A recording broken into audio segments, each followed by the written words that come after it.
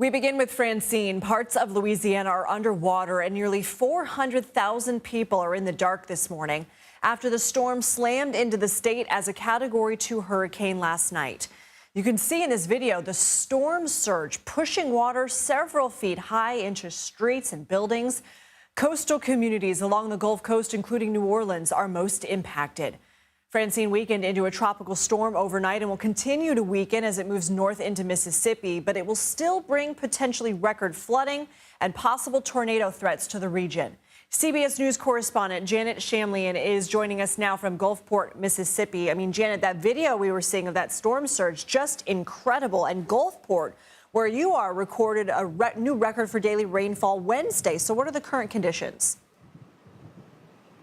Lindsay, good morning from Gulfport. Good to be with you today. Yes, a one-day record for rainfall here yesterday, more than 4 inches. That breaks a record set in 1994 of 2.9 inches. So we got a lot of rain yesterday. We saw those winds, but this storm moved out of this area quite quickly. Let me show you. We're at the Gulfport Marina right now. There were people are tying up their boats, and we saw a lot of people here yesterday, tying up their boats. And it's not a beautiful beach day, but again, this moved out pretty quickly.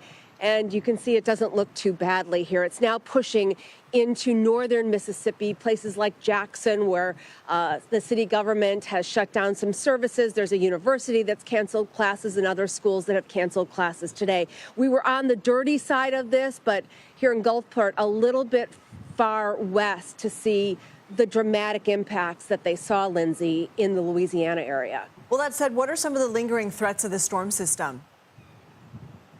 Yeah, so it's a concern right now because we are on the beach. A lot of people come here for the beach.